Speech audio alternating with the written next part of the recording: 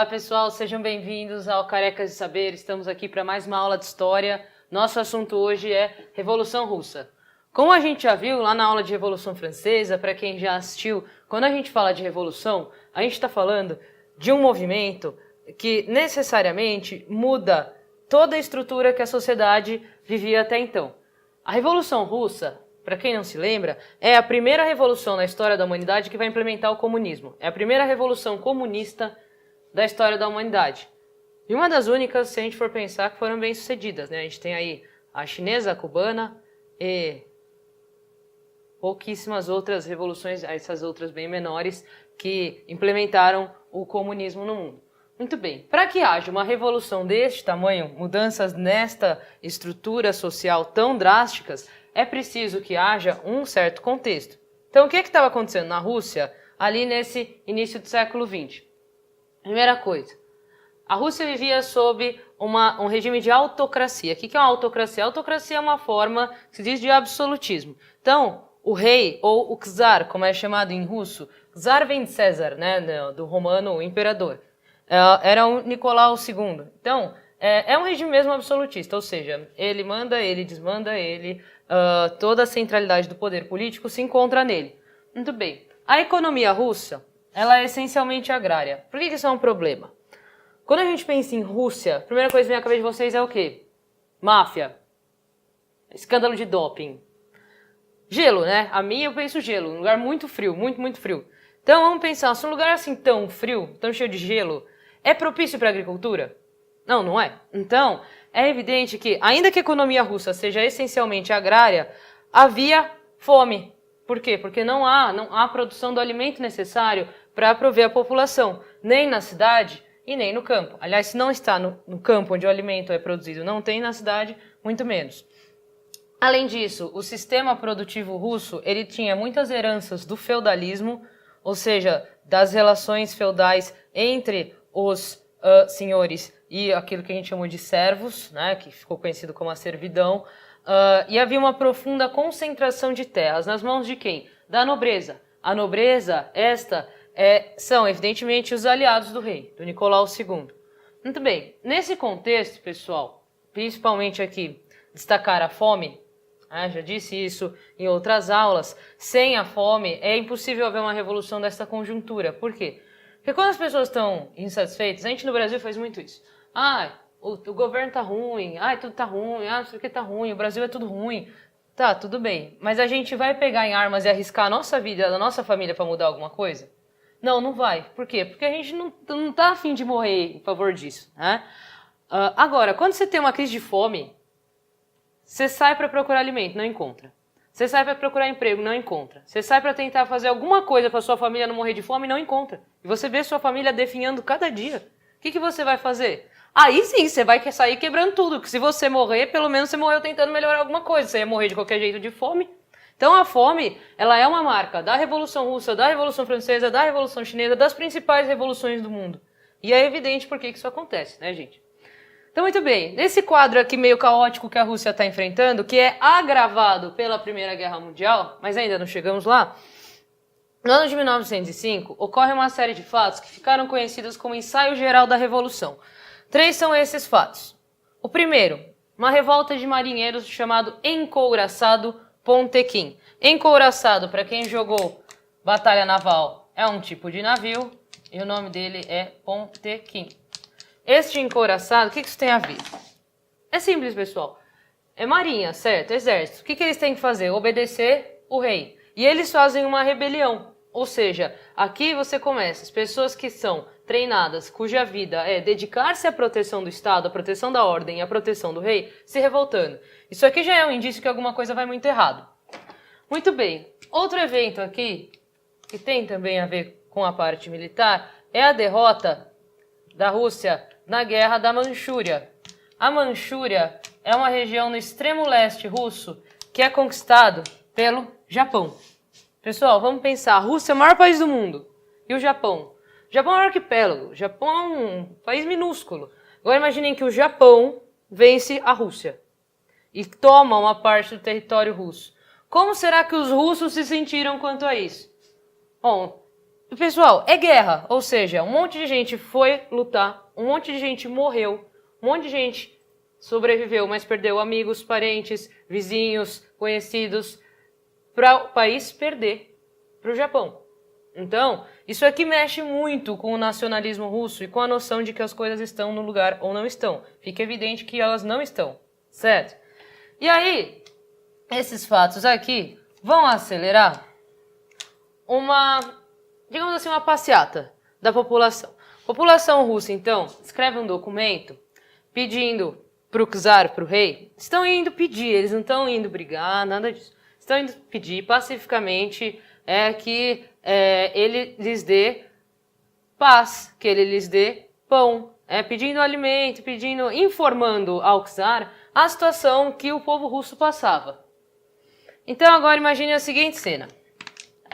Está lá o rei, no seu palácio, está lá o seu sentinela, observando o que está acontecendo, quando de repente uma horda de famintos mal vestidos se aproxima do palácio. O que esse soldado faz? O que o exército russo faz que protege o rei? Abre fogo, é óbvio.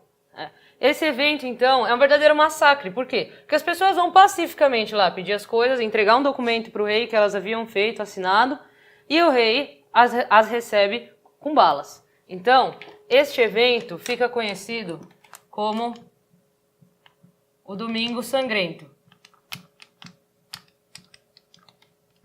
Existe um outro Domingo Sangrento, que até uma música, né, sobre isso do U2. Este Domingo Sangrento, este outro, ocorre em 1972 na Irlanda, quando os irlandeses faziam uma manifestação contra os ingleses, pedindo a reconhecimento da autonomia da Irlanda frente à Inglaterra, frente à Grã-Bretanha, na verdade, né?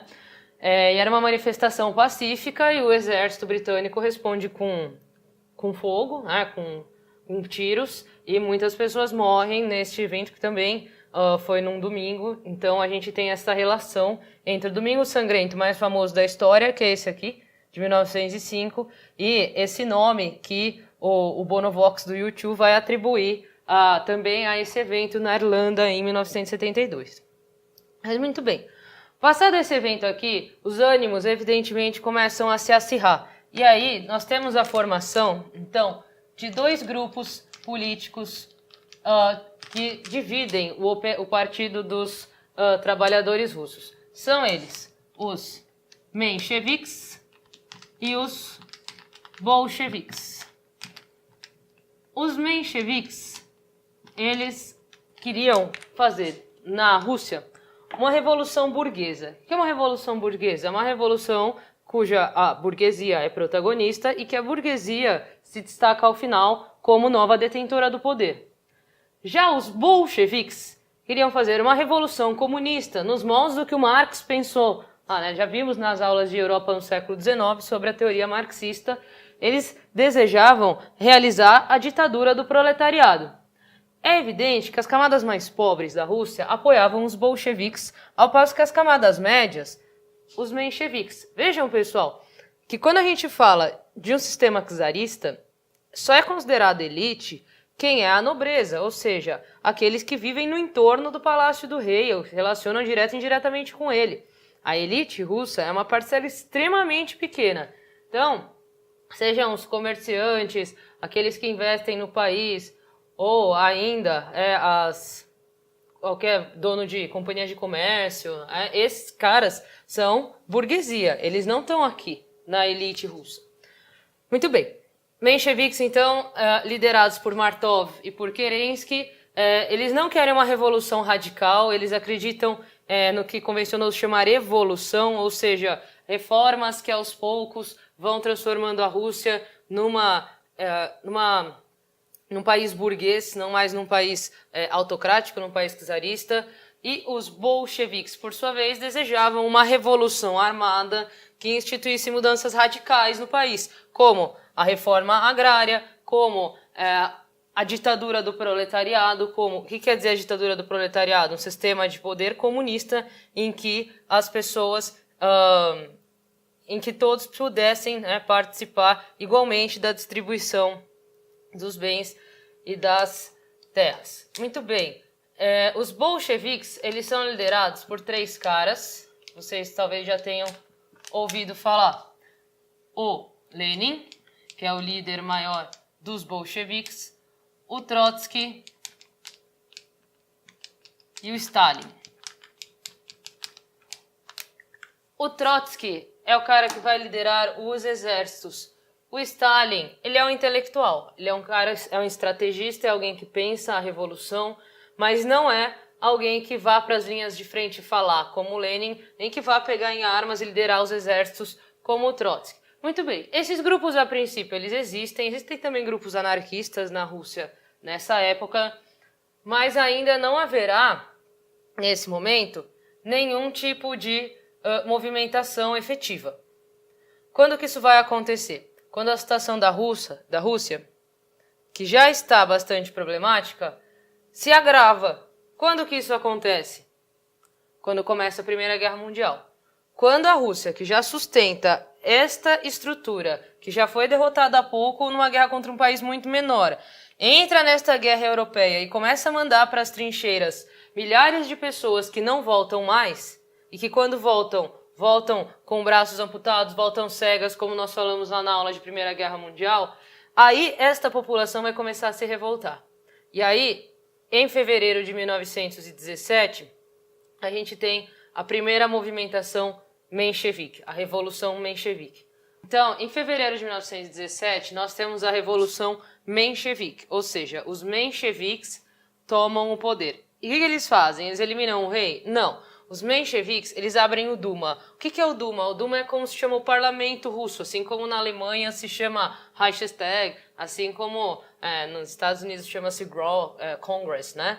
Ou na Inglaterra, o Parliament. Aqui eles chamam o Duma, como se chama o parlamento russo. Então, o que isso quer dizer? Que deixa de ser uma monarquia absolutista e passa a ser uma monarquia parlamentar, uma monarquia cujo parlamento é soberano.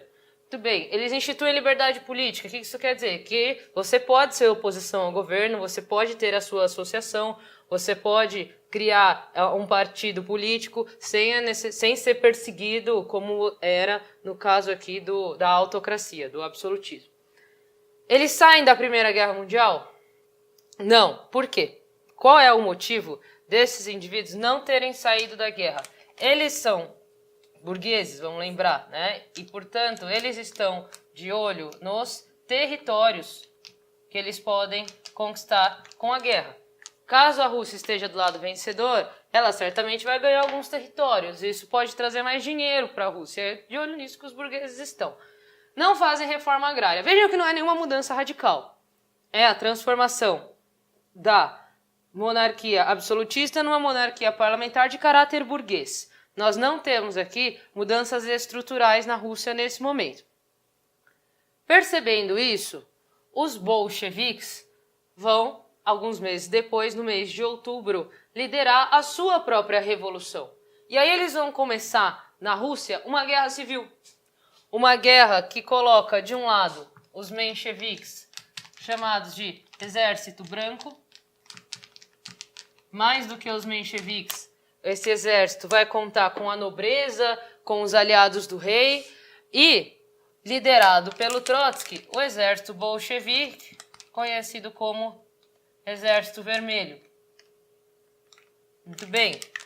Quem vence esta guerra é o Exército Vermelho. Né?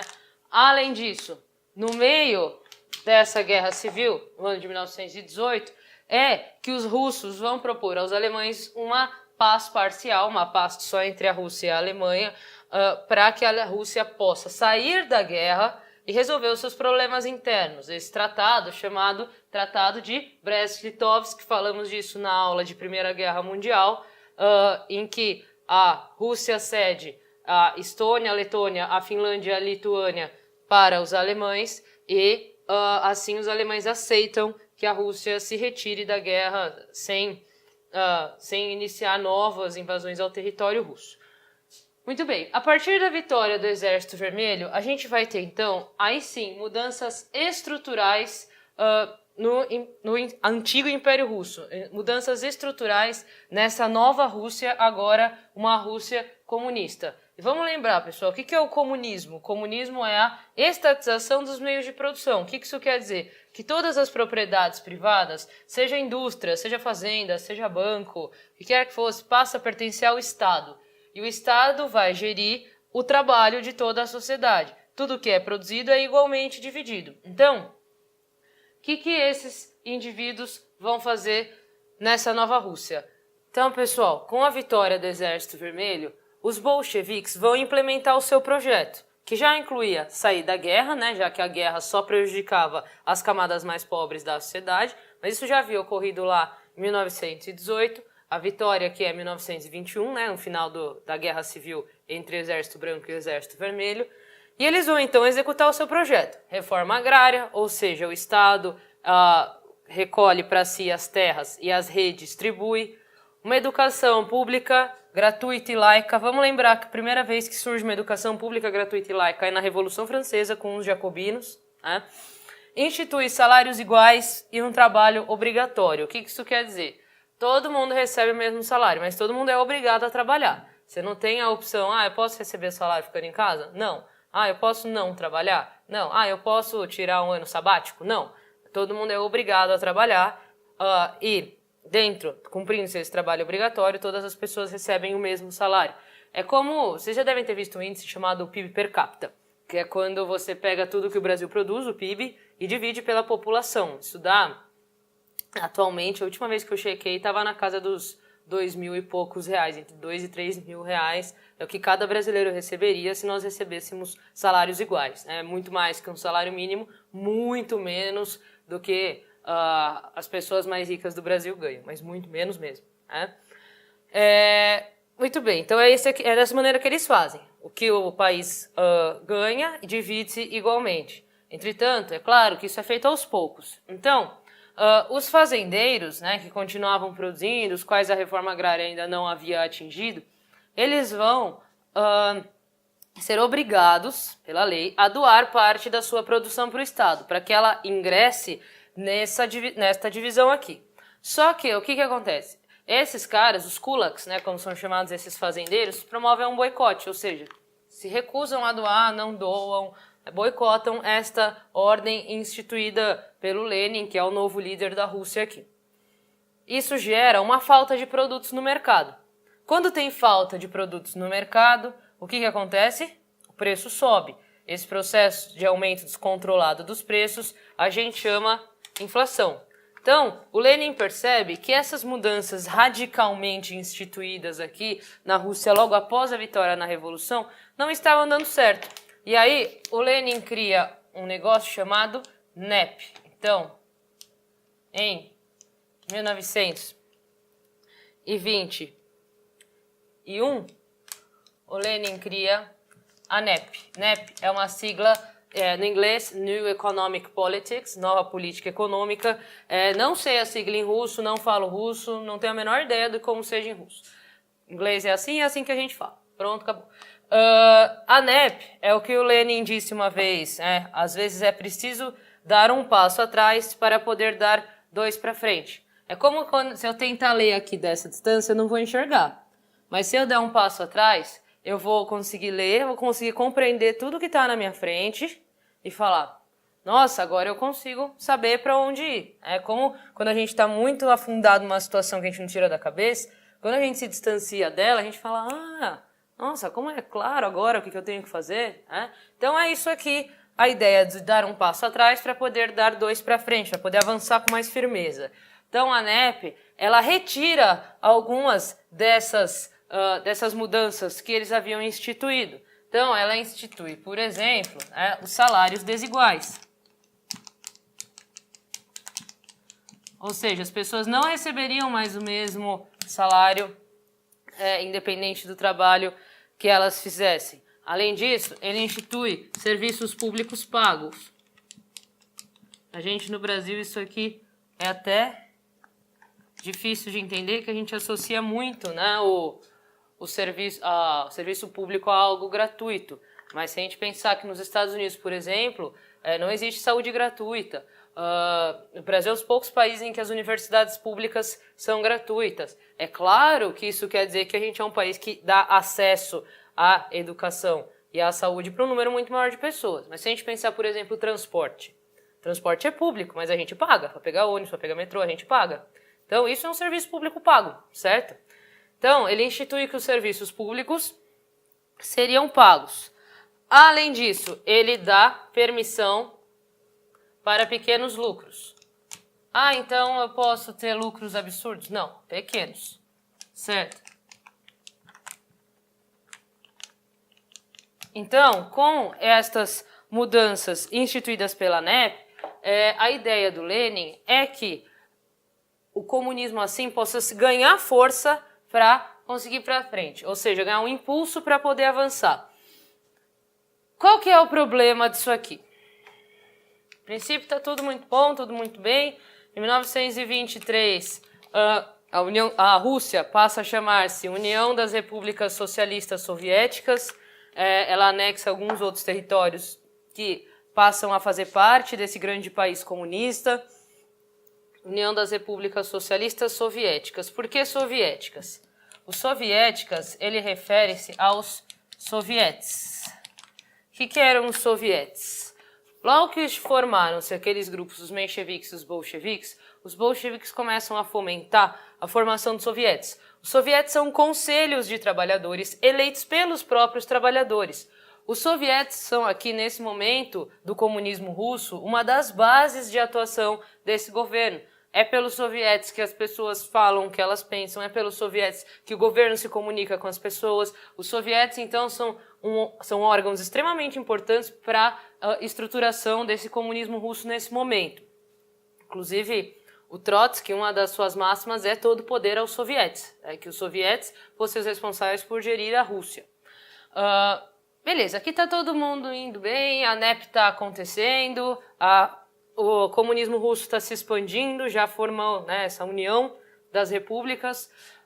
Só que, em 1924, no ano seguinte, o Lenin morre. O Lenin morreu de uma doença, eu não me lembro se foi sífilis, não me lembro qual doença agora exatamente, mas o Lenin tem uma doença e morre. E aí, o que será feito da União Soviética a partir de agora? Então, após a morte do Lenin, sobraram dois líderes bolcheviques, certo? Então, nós temos o Trotsky e nós temos o Stalin. Beleza. Eles são amigos? Não, não são. Esse é que é o problema. O Trotsky e o Stalin, eles sempre foram os dois amigos do Lenin, mas entre eles, nunca foram amigos. Inclusive, eles sempre rivalizaram muito para ser quem seria o verdadeiro braço direito do Lenin. O Lenin era como se fosse um ponto de equilíbrio aqui entre esses dois. E eles têm ideias sobre o comunismo muito distintas entre eles. Então, o Trotsky, como eu disse há pouco, ele acreditava naquela máxima, né? Todo poder aos sovietes. O Trotsky, ele acreditava que o comunismo, o socialismo, aqui no caso, deveria ser democrático. E, finalmente, o Trotsky, ele acreditava no que convencionou se chamar uma revolução permanente.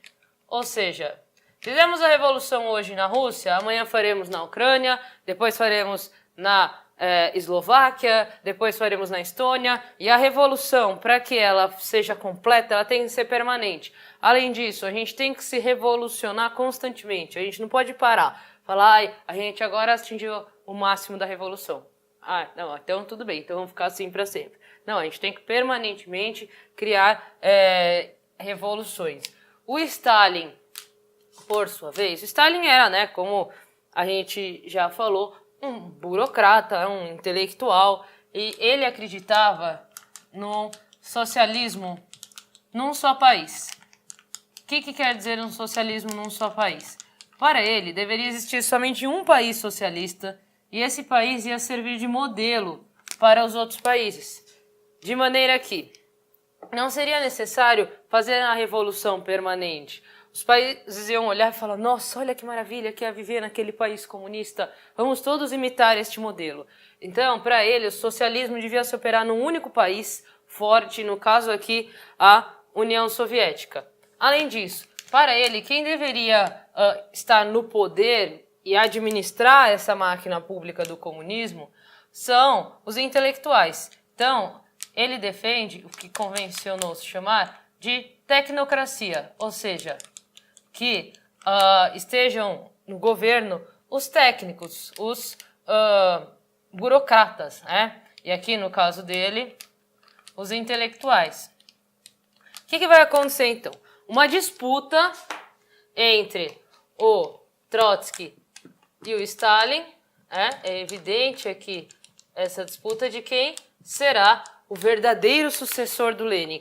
O Trotsky tem muito mais apoio e apelo popular, porque o Trotsky pegou em armas e lutou do lado das pessoas, enquanto o Stalin é um cara de escritório, o Stalin não é um cara de ação. Então, as pessoas automaticamente pensam no Trotsky. Só que o Stalin é muito esperto e ele é um estrategista, como eu disse lá quando eu falei dele da primeira vez. Então, o que o Stalin vai fazer? O Stalin arma para o Trotsky, para que as pessoas descubram que o Trotsky era um traidor da revolução.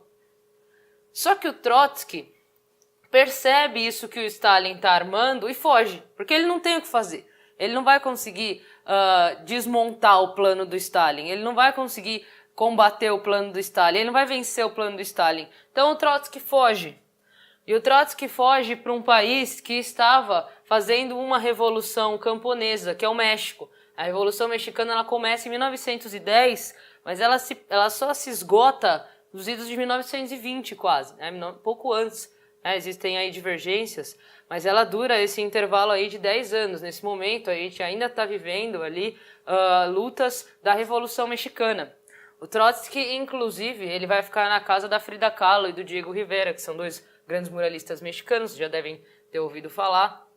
Ele se envolve até com a Frida Kahlo, mas e ele fica lá, né, no México escondido, porque o Stalin, não é porque o Trotsky fugiu, que ele vai deixar de perseguir o Trotsky. Inclusive, o Trotsky ele é assassinado em 1940, já com bastante idade, num hotel no México. O Stalin cumpre a missão de assassinar o Trotsky, então. O Stalin ficou a Rússia, herdeiro do Lenin, conseguiu vencer a disputa. Ele cuida de remover todas as imagens do Trotsky ao lado do Lenin que haviam na Rússia.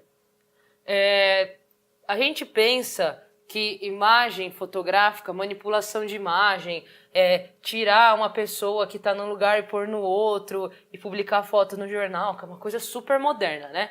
Não, gente, é super fácil encontrar imagens da Revolução Russa em que você tem o Lenin discursando e o Trotsky perto dele, e depois você tem a mesma foto publicada sem o Trotsky. Só o Lenin e o Stalin sem o Trotsky. Isso é feito aqui, no começo do século XX. Então, muito cuidado com essa ideia que uma imagem prova tudo, que as imagens são manipuláveis desde que elas existem como imagens, né?